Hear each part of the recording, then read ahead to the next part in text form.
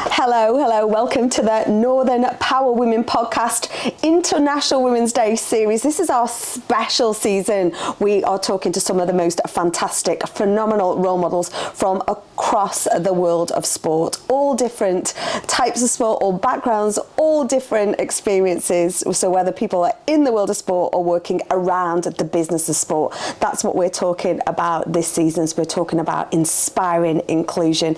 Today, I couldn't be giddier because we're in the office at Power HQ here, Northern Power, and I've got Natasha Jonas on the couch. Welcome, thanks so much for taking the time out. You've had a busy time of it recently, right? I've had just a little bit. So you're out of camp now, is that how we call it? Right. So holiday mode. Oh, we'll get into that, what that looks like at the moment. So Natasha has 3 junior, I've had to write this down separately just to make sure I get it right, 3 junior middleweight titles, WBO, IBF and WBC, 1 welterweight IBF, and also 1 junior middle ring belt. Is that right? That's right, yeah. Yes! Winning at life. There you go. That's my first win. You know what? We love every week to be able to talk to some fantastic role models. Everyone's got a different story. Everyone's got a different experience. What's brilliant is you're probably the closest to where we live and operate in Northern Power Women HQ, because you're literally from up the road in Toxteth, aren't you? Literally, I can almost see me Nan's street from here. We'll give Nan, what's Nan's name? Esther. We'll give Nan a wave as well. I really appreciate you coming in and say you're out of camp now as well, so you've just gone through, you retained your title a few weeks back, didn't you? Congratulations. Nice one, thank you. How do you feel? You've got all that training. How do you feel when it's over? There is a come down, but the first emotion that I feel is relief, because I'm thank God that's done. But then, yeah, there is a big come down, and it's that high that you're addicted to. That's what keeps you people say, how long can you keep doing it? I could probably do it forever because I'm addicted to that feeling. But then obviously everything comes to an end eventually. And what is the hardest bit of the whole kind of cycle? I think with this camp, it was a little bit different because we were going over Christmas. So, it's the end of the year, December. Most fighters, sparring partners, are done for the year. Unless they're fighting on the same bill, they're done for the year. So, your sparring partner, it's hard to pull them in off their Christmas and, forget Christmas dinner, just come and spar with me instead. That's hard. Obviously, there's all kinds of flu. I've got a little girl, so she's just a little bug magnet in herself. So, she goes back to school after half term, comes back home, and I'm like, oh. And then just Christmas as well, just having, everyone likes to overindulge at Christmas, but this camp I was just I had a Christmas dinner, but I couldn't do the overindulging bit, which was a little bit different. So, but yeah, most camps are pretty much the same. Camp's the hard bit. People don't realise, by the time you get in the ring, people will judge you off that 20 minutes that you're in there, but that's the easy bit. I've trained 10 weeks to be there. In fact, I've trained all my life to be there. So yeah, that's the bit where I'm it's all coming, you're peaking, everything's flying, everything's gone well, hopefully everything's gone well, you've got your injury free, you're bug free. Yeah, that's the good bit. And we talk a lot about people's different career paths and stories and stuff like that, and no one has that one set path. You started playing football before you were boxing, didn't you? Yeah, I've done a million sports, to be honest. Football was my first love, I'd say. I still love football now. I played in some charity matches, and I realised that I'm no way near the standard that's required, because I always think, what if I put my football boots back on? But no, that's not going to happen. But yeah, I loved footy.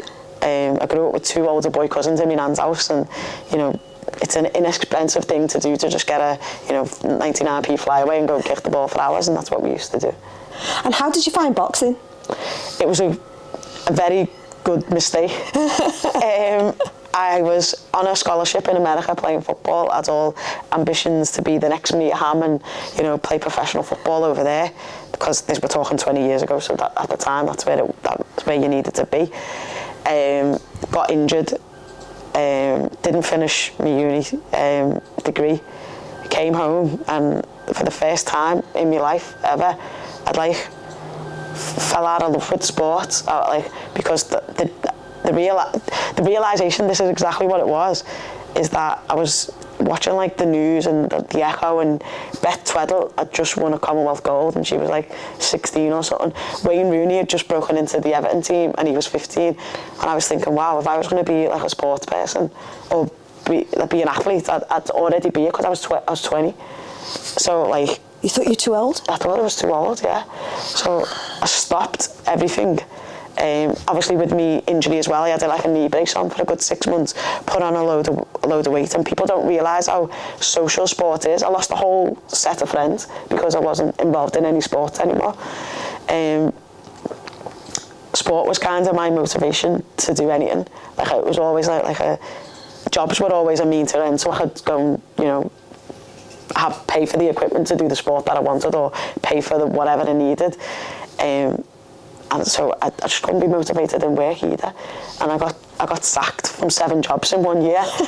And it came to the end of the year, and I like I say, I got sacked. I'd like put on about 2 stone, and like I was just, like I'd lost a load of friends, and I thought, right, something has got to change, like in my life. Like, this is not really working out. This, like, doing what you're doing is not really working out. So I started going to my uncle's karate gym, and there was a lady that used to live over the road that used to watch it for him.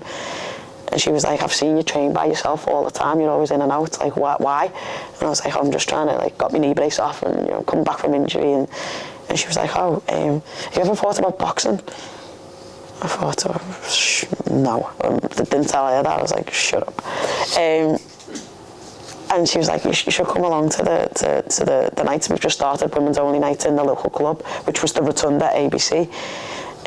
Fobbed her off for absolutely months, and in the end it got like embarrassing, like seeing her, and she'd be like, oh, you didn't come? I was like, oh yeah, sorry, I was busy last week, I had a job interview, I'll come next week. And eventually I went, and that was 20 years ago. Never looked back. What do you think it is that you have in your mindset? You've been over to the States, you're doing what you love in the footy, then injury changes things, you come back, you've lost some of your network and your community through sport, because like you say, it's social, and all of a sudden, and you know, you've got this woman who's going, come on, crack onto this. What was it in the end that kind of wore you down, or what was it that kind of made you go, you know what, it's hard, that mindset thing? I think it was hitting rock bottom. Like I said, I was, you know, probably now looking back, I think I was a little bit depressed and I didn't realise it. I didn't know what it was. And it took me to get into that place to think, no, this is not for me. I don't want to be here. I don't want to stay here. So yeah, it was just trying something different. And she did wear me down. But like I say, that was 20 years ago. I've never looked back. And who was it around you? Like, so you were in this women-only classes, but I take it was it a mixed gym, but there was women-only sessions? So there was it's a mixed gym, but there was women's only classes, but they was for the whole public. But then the boxing classes, like literally within like 2 months of being there, she was like, look, I think you're good enough to come to the actual boxing classes and be an amateur boxer. Would you do it? And I'm like 20, I'm not scared to do anything. Of course I'll do it. Like when they have to come, it was different times on different days. So yeah, I started going to the amateur classes, and I was the only girl there. Like they'd never had to have a girl before. So I remember walking in on the first day, and bearing in mind, Bellew I've knew all my life. I went to primary school with Bellew, but like the likes of Bellew there, Stephen Smith, Liam Smith, Callum Smith, you know, they're all babies at the time. We're talking 20 years ago. And I remember walking in, and like the first thing you do your warm up. Everyone's warming up, and then you do everyone's like partner up, because you're going to do like work together. And everyone was like going to the mates, going to the thing. And I remember feeling like I remember going round the corner to play football with me 2 older boy cousins the first time. Now I know one of my cousins is rubbish, but lads always choose the best players and then choose the mates, and he was one of their mates. So I was the little girls getting picked last, because no one knew if it was good or not, and everyone was like, oh, go on, I'll pick you. So that's what it felt like walking in on that first day, and everyone said partner up. I just got that like feeling, oh my God, it's like being that little girl again. And then Liam Smith said, come on Tash, I'll be your partner. And that like expelled everything. And from then on, it wasn't like, because he was like one of the better performers in the gym, it kind of stopped that like thing of, oh, what does who wants to go with Tasha? He just said it, and then after that there was no issue. Just that broke down the barrier, I guess. 100%, yeah. And of course, if someone sees someone, if you like, advocating or standing up for you, then they're going to think, oh, well, it's all right then, isn't it? Yeah, it's 100%. I don't think he realised the power of that little gesture, but I was like, you know what I mean?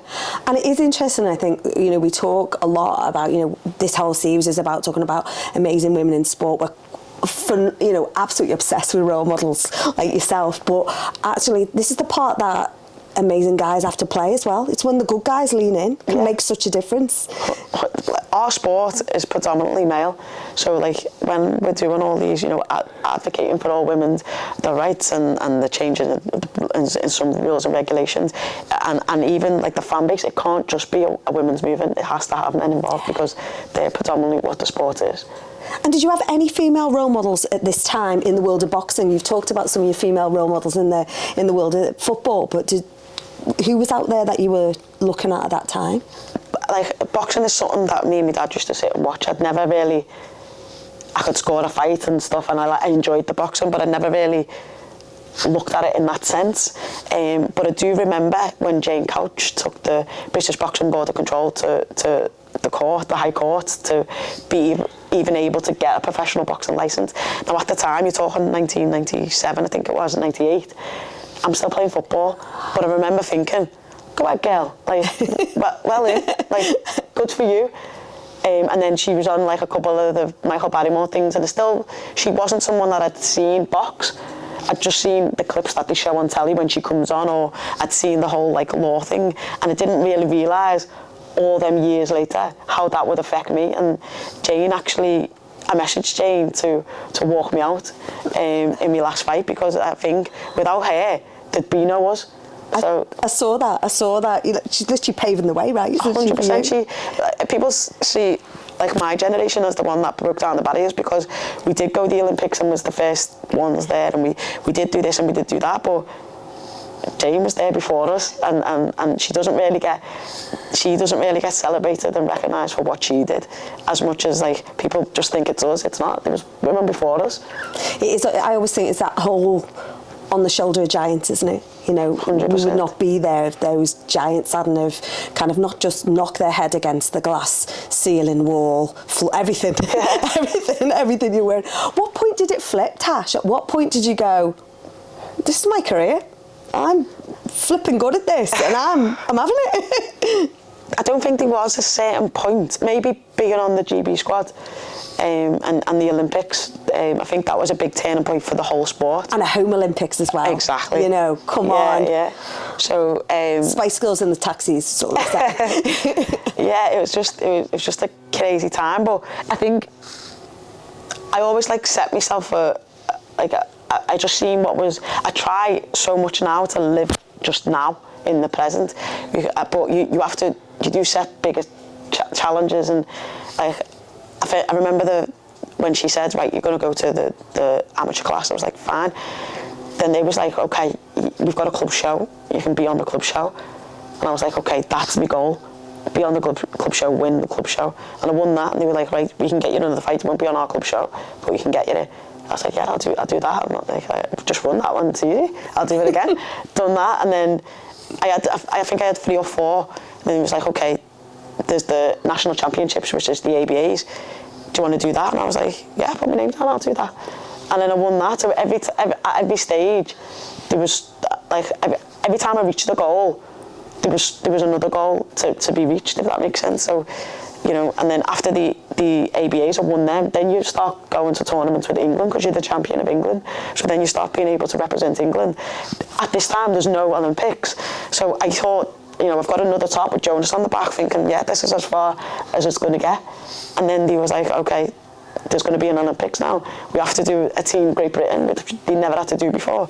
So we had assessments for months and got onto that. And then he was like, okay, now you're part of Team GB. So now the goal is the Olympics. And it's just at every single step, there's always been something there's always been another challenge. And it just so happened that I was in the right place at the right time. But I think that it sort of strikes me as you're that person to say yes. You say yes to those opportunities. Yeah. I'm living in the present. I'm going, I can crack on and do that. Although it did take you a while to get in the gym in the first place. Yeah, but yeah. it seems like since that moment, you've just gone, yeah, go on, Al. Go ahead, I'll have a go with that. I'm the type of person, like, I would, even to get to America, like, I failed the exam the first time. You have to get a certain score, I failed the score. So I had to take it a second time, but I could have just stopped then and been like, right, I missed it, I didn't get it, and it is what it is, I'll go a different way. But that regret, I can't live with. Like, the regret of not even trying and not trying to take the opportunity is bigger than the trying and failing for me. I don't mind failing. I hate failing, I hate it, but at least I can say I've done it. If I've done it and I've failed, it's better than not doing it at all. And what is your leveller? Who are your levellers around you that get you off the canvas when, literally, when there has been that failure or something hasn't quite gone to plan? Who are those people around you that are like, come on? Yeah, no, definitely. My mum and dad goes without saying.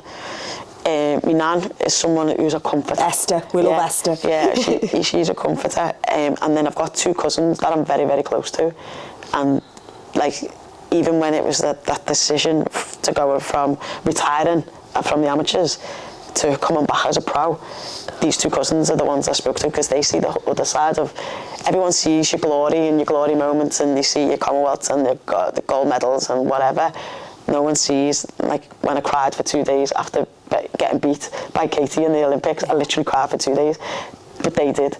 So if I've got a big decision to make, they're the people that I'll go to, like my mum, my dad, my nan, and my two cousins, and one best mate as well. It's like almost your own little personal boardroom, isn't it? Yeah, like, yeah. You know, we'll go probably around the back. Don't tell them that. They want that on the back now. Oh gosh, yeah.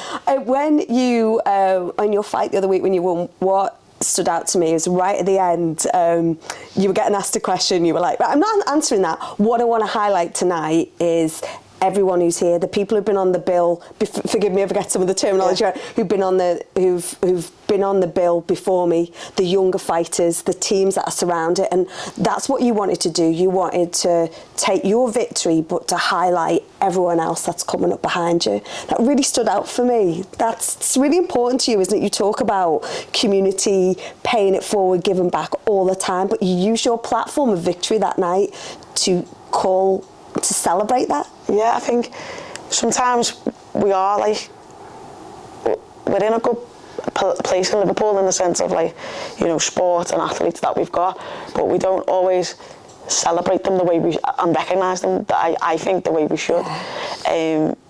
And it's not always about, you know, me in the ring or Steve Clark or Mikey Talon, but there's coaches there that are part of the team, there's S&C coaches there's nutritionalists, all that part of the team needs to be celebrated, and the fans, because times are really hard. Me and Ben done a toy drive with the girls down the road in Dingle from Taste, and, you know, hearing that they've done it for 10 years, I've been involved the last couple, but, like, hearing the stories of how it's gone from Liverpool, it's gone from Dingle to Liverpool 8 to, you know, South Liverpool to now Liverpool wide, and how many families that, like, are in need of that, and it's heartbreaking that, like, you know, and I've been that mum struggling. In lockdown, I'm a professional athlete. You don't compete, you don't get paid. The board closed all the boxing off. So for a good 2 years, I didn't get any money.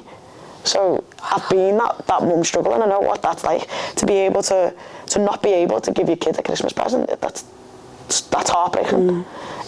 So yeah, that's something that we got involved in. The girls were all there that night as well.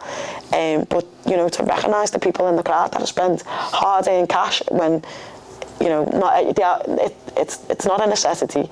Not everybody's got it, but they wanted to be there and they wanted to support their own. I think that needs to be celebrated. We are a community, I think, in Liverpool that, you know, through good, bad, whatever, when it comes time to standing in solidarity and sticking together, that we do. Yeah. And you talk about that. I've seen on some of the videos you've done, you talk about that. It takes a community. it takes to lift and raise those, whether it's young girls coming through sport, whether it's the success that you've had as well. I think things like the giving back. You've been a mentor, haven't you, for the Youth Sports Trust as well? The Youth Sports Trust, which is an amazing organisation. I think it used to be headed up by Sue Campbell, didn't it? She was great. Love that woman.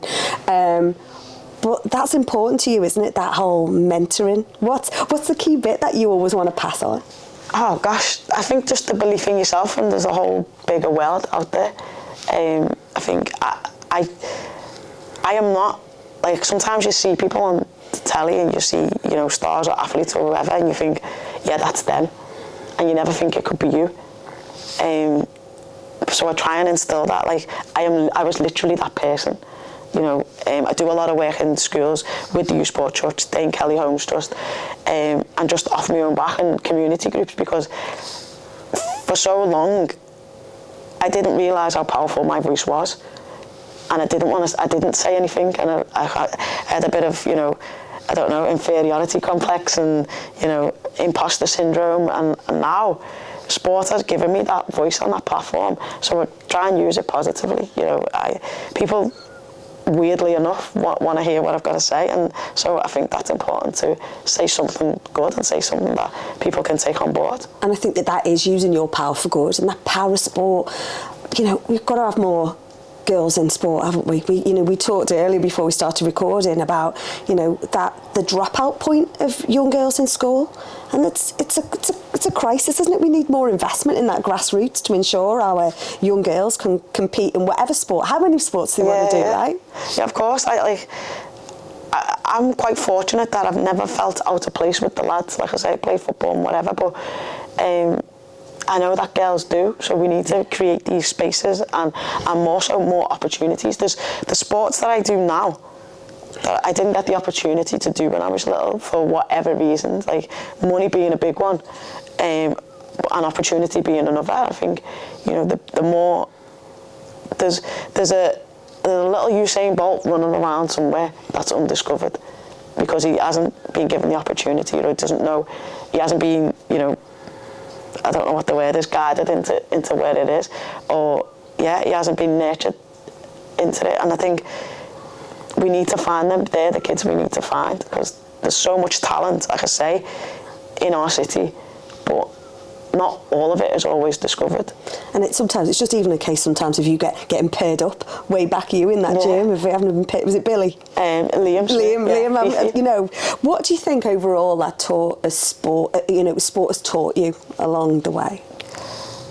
I think the biggest thing that it's given me is opportunity and confidence, like I say, with that, having that power. People actually want to listen to what I say, and I never thought I was that person.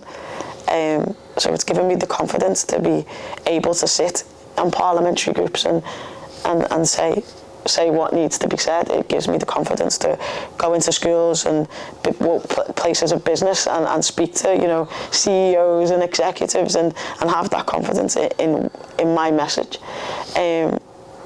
But I think more than anything, and what I try and portray to the kids, and this is actually a true story, I watched the Olympic Games in Seoul in 1988 and said to me, Mum, I want to be there. And I was 4. My mum was like, yeah, whatever. You're going to need to practice. And off I went and kicked my ball for hours, thinking it was going to be in football. But 24 years later, I was in the Olympic Games in London 2012. My mum, when I qualified, burst out crying, because she remembered me saying that, and it's took me 24 years, 105 different sports, and millions of hours and millions. And by the way, every single sport I did, my mum and dad did it with me. They took me to every practice, picked me up, sat there through it. My dad sat there through endless netball tournaments, football tournaments, and stayed and watched the whole game. So they've done it all with me, and to be able to have that dream come true from that little girl, just saying I want to be there. I didn't know how I was going to get there. I didn't even know why I wanted to be there. I just liked all the sports that was on the telly, but I got there. And there's been ups and downs. There's been, whatever there's been, but that belief that hard work got me there in the end, and that's universal. You believe in yourself no matter what your dream is. Not everyone's dream is going to be in sport, but if you work hard at it and you believe in yourself, even when nobody else does, then anything's possible. And finally, you talked earlier about living in the present, and there's always a target. What's next for Tash? Oh gosh, good question. Holiday is like in the imminent future. Yeah, bless me little girl, like she knows when it's Miss GB and there's mum, and she goes through every camp that I do. All the selection boxes got launched out the all the sweets get launched out the cupboards. You know, she's limited. She goes to my nan's to get treats, and then she comes back home, to fill herself with sugar, and she comes back. So yeah, I think after we've come to like a thing after, and I've sacrificed so much time that, you know, we have quality time when it's all done and dusted. But I think I've still got one, maybe possibly two big fights and big nights left in me.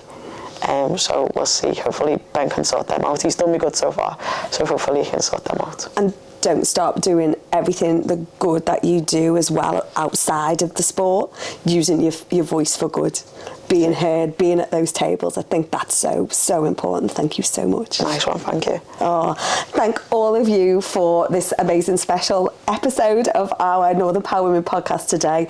Just a big honour to be joined by you in our NPWHQ today. Thank all of you for watching. Stay connected on all of our socials at North Power Women on Twitter and Northern Power Women on all the other ones. You have been listening to the Northern Power Women podcast, a What Goes On Media production.